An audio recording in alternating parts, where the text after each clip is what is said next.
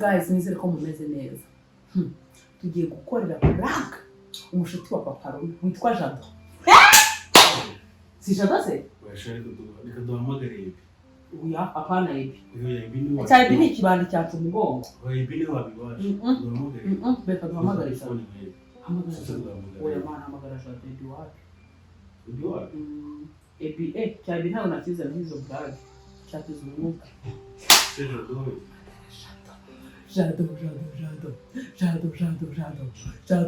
Jado urafashwe ubusa byane Yesu we mani ngabari muwe mubwire niye mubwire uretse n'ibintu muvugisha mu gihote kirara usika yo Esse bro. Yes.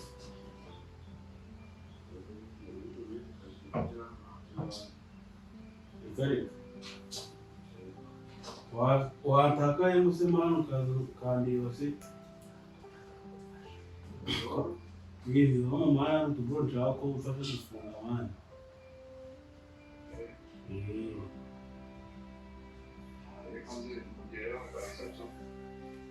Waru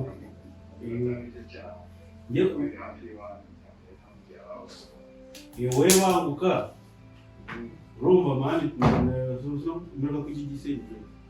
mera kujigisenye mani rumba ndo wabarene mani nazanye barene mani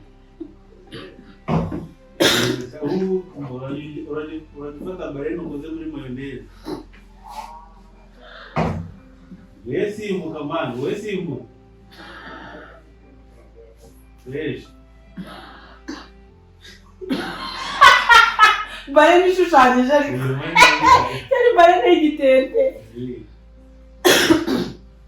Guys, mba prank tugiye gukorera Jado rero na Papa azampamba Jado umbabarire ndakwinginze urabizura inshuti yanjye ariko wihangane Jado tugiye kumukora prank azi hanyuma tumubeshye yuko Papa Runa ahise ajya mu gakinjiro ahari tunagiye kuderivaringa urumva hanyuma mwishinzo nyine nk'umuntu ushaka ko dusyokana turebe Jado muhaye isyoko yansyoka abona nago tatamu yibaza nsyotse tubitanye ari bravo gatanga yafatiye Jado wihangane urabizi ndagukunda ubwo nawe mwazahita mukerivisi mu bitugu ubwo nyine mana nyagasani Jado wihangane uzamubari nisere wazanye icyo gitekerezo beni wowe washiza reka n'ibya tegura nk'aho ari bahita yicara ni wowe wazanye icyo gitekerezo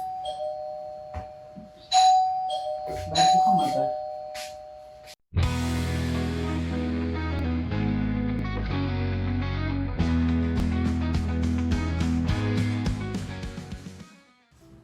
guys Jado arasomye beni utavuga ntabwo ndibuvuge kwitsinda ubu uteze amatwi kugira ngo uze kuza nyine nafatwa yego guys rero yasomye bongo karame ndamubwira Jado araje urumva Jado arasomye ujye kumufungurira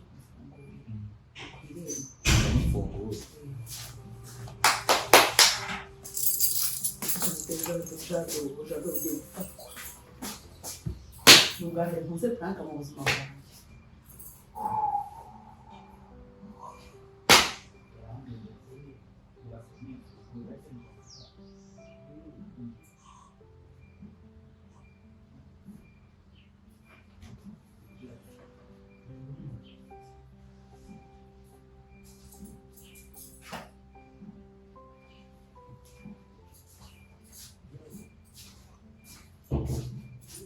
Karibu Jado.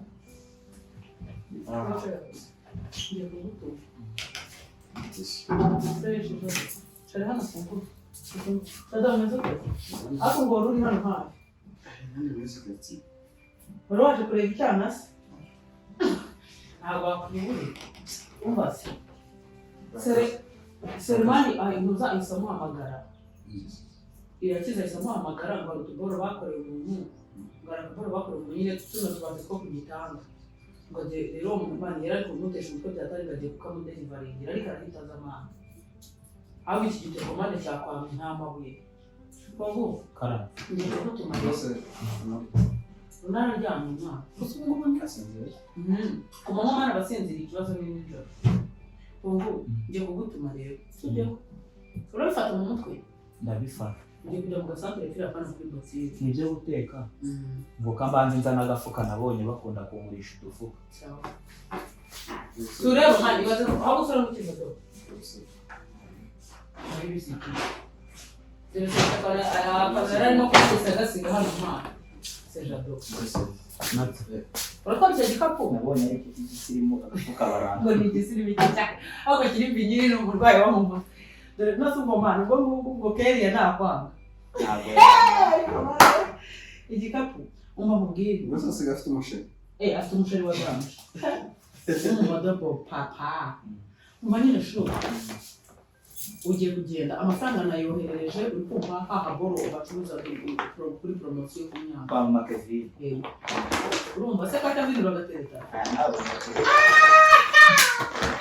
ugiye kugenda urumva urazana ibiro 3 by'ibirayi avuye kuri kiniki utoranye mu bweka ari igifiriti urumva hanyuma amafaranga namwohereje haranda ari buguhereze ku ruhande jado usoje igifiriti nawe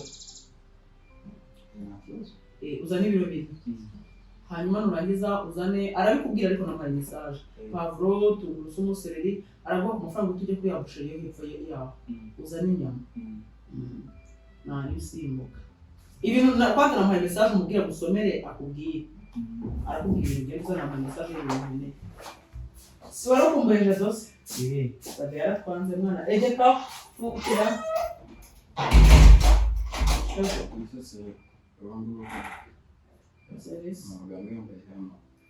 iyi ahise agenda mwana ukuntu yari arimo kumutesha umutwe mwana irakiza yari arimo kumutesha umutwe byataye fungu wazengurutse mfungira ku gikari funga urufunguzo urutware noneho urumva nuza numara kuza ugeze hano hepfo kuri botike utire kwa mama bebe utireyo amayinite ubanza umpamagare mubwire ikintu ufata mbere yuko ugera hano sawa mbesha kurajya ngo bamutemye mu mutwe bazikaze ngusagaje cyo mu gikari funga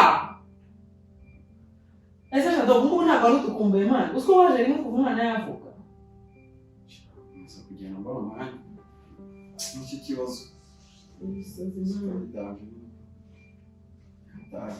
umbe nandi mwana urabona yasinziriye ku mama wasinziriye mwana terure none ushize nagiye namutere umva nubwo si ubu mwana yanjye imvura igiye kuba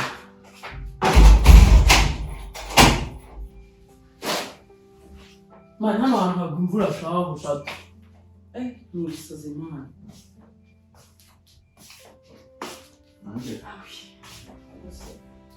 Agusha jeje ni yandi. Nuka iPhone. Karabara. wanje ucyeza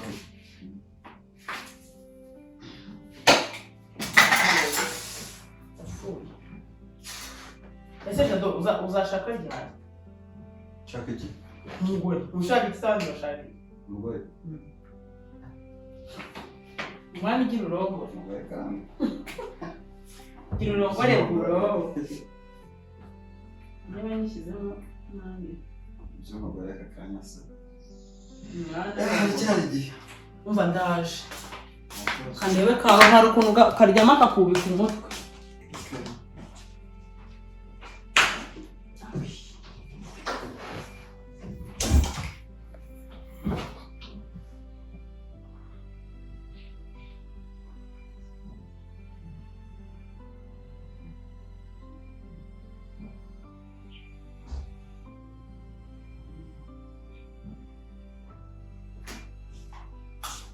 Jado, yes ngo kinyagamye.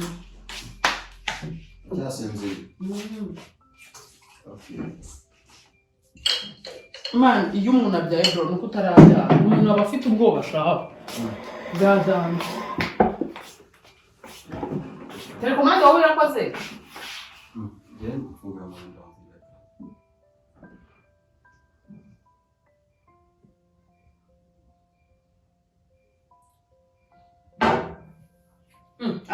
kiboga Shadow. Man, iki kiboko bro. Usikusiga urenze man. Nahagitse. Acyangire. Ese ko mubaza nkaho utaronkumbuye. Shana ngukombe kabisa. Ko bivuga se utabyitaye. Namba kumbe nyene to. Ese ufite n'ubwoba ku maboko. Shadow amafaranga yarabonetse kabisa. Samufunda ngo. Baya man urayafite. Ntabwo waza nubwo udafite amafaranga bro. Nuko. Shamaraga za nubwo. Ina basi uvuze nk'iki se. Urukundo bavuga ngo wenda umuntu ngazana ngo imvi ngo nkazinga mu mutwe. Oya itunesha musubo waze cyase ngo uruhara kakurebe Shadow. Ari kurara. Oya setsa. Sanza rukubukene. Oya intara batuzitandukanye. Ese Shadow mbwira. Kunana ndabiri se kutakimbwira. Sija ko twari inshuti byagenze bite? Nsiganje simba n'indi kwinyetse wapi. Cyanyabyo. Ese wowe iki tutamenyanye imbere ya papa nawe? Cyanyabyo. Shideo jo dujutse sema sukuninya. Bikagenda gute? Gusa njye nawe byagenze bite? Iyi mpeta akaba ari wowe warayinyambye. Kanyo kwambitse no. Bisho. Ko niba ubona ndi mubi ntayi type yawe nyine ubwo neza. Gasaba yaga nakora. Shaje dushana nta makuru ufite. Kandi wasanga ibyo bireba ukipinga Shadow. Urabizi kuri cyuki.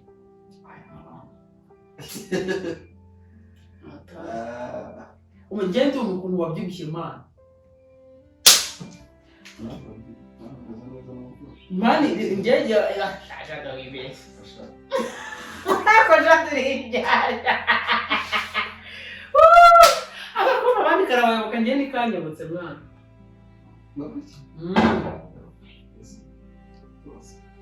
Kandi Shadow. Ese ndumva ko bazi kibazo. Ese mwana ko n'abashize isoni. Ko nzi muzi ugira isoni byagenze bite ko wakutse. Wow, ugira isoni. Shadow. Mbaza ikintu. Hambere.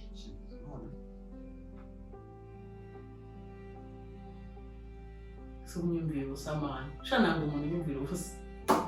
Muzi. Ese Shadow akuruka nkubaza ikibazo mu buzima busanzwe. Kandi ntumbeze. Nyine umugore w'inshuti yawe. Sibyo? Nyine usanze agukunda. Utabizi ko agukunda. Hanyuma akakubwira ati genda gukunda akifuza nyine ko mukundana ariko mwibanga. Umushuti wawe atabizi. Shadow wabyemera? Kumukigira umwana. Aho ubona iki kigoye kiri. Nase mu buzima bwa ntabwo urahemuka kuba wavuka. Ntamuke inshuti yanjye rero. Uyo mu buzima busanzwe nitari inshuti yawe. Nase Shadow. Kanyo. Okay. Urumva ko ibintu byaravuze ngo inshuti yawe ngoma. Nase Shadow. Nyine ipe. Okay. Urana sasa dukekanye nawe kandi ndikubwiye. Byanyanze. Nyine nagakwereka pe ariko uribuka ubushize uzadahari. Kwera cyagiye nyine abambwira ngo iyo ugiye kuza ngabana ngo nkwitayeho. Ibaze ko tumaze kugufa mu cyozo zingazinga. Byanyabyo ma. Kandi muri kumwe nagakwereka. Nase Shadow usanga mukunda. Komoshije. Hambujije. Mugeze ute? Nse ni ibintu byadanje ma. Yego. Ko njyango uswarije mbamuna wigize dade man. Nase ko ukunda ni byadanje. Nase umugore ufite nta mutima agira. Ako Shadow ariko none bitangaza riraguye. Nase man wese unkunda nase uranyanga. Ahubwo ikintu kibaza no kuruseste akeka ibintu bitanari byo. Njye rero uri umuntu agetse ibintu bitari byo numva yakeka ibintu bikagira inzakajya bikeka byarana ba. Aho umuntu gukeka nta n'ikintu wakoze man. Mani biseka barabaye.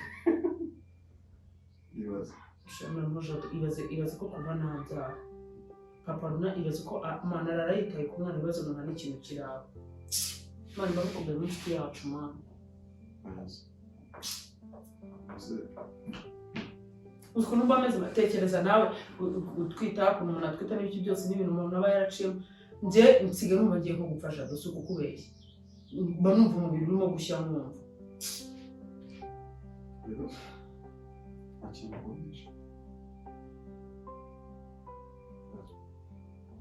Pongori nawe amubwira ngo ampamagare se Jado Jado nk'uko mpamubwira ikibazo cyanjye wafashe ko nta mukunzi ufite ngo uramuca inyuma biragoye nyine to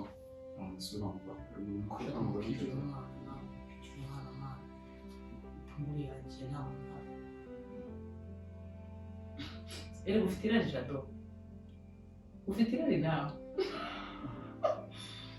se Jado mama Pongori agiye kuza batse fasta reba akanya byaje rwose byabyo byanyu ngababyeyi kuva byararangiye usanga kandi bakomeye bari ko Jado ndakomeye kandi urakomeye nasuko ndikubwira ibintu ntashaka kuva byarashize mwana usubwiye no kuvuga umubiri urimo gushya numva papa Runa ntabwo bagitayeho nta mubyumva mwana se Jado wagira ukabona mwana ntukabona umwana Jado ntukabona umwana Pongori ataraza nususi twabashishaho iminota ingahe tukakundira masi Jado ntukigira umwana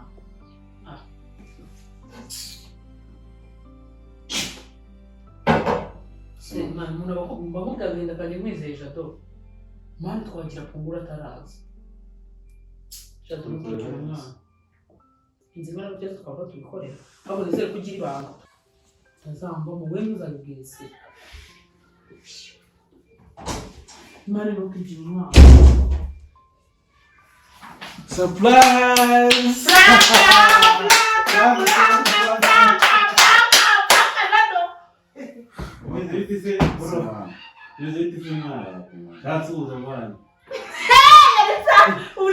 Agiye gusyoka waragiye kunsyoka yaratangiye gukurikiza Runa mwana mukora ibintu by'uburezi kabisa sikarakaye mani Narakubwiye wari wambwiye ahubwo se kutamurakara ko yaragiye kunshyokera umugore cyane kigenda yigushije mu mutego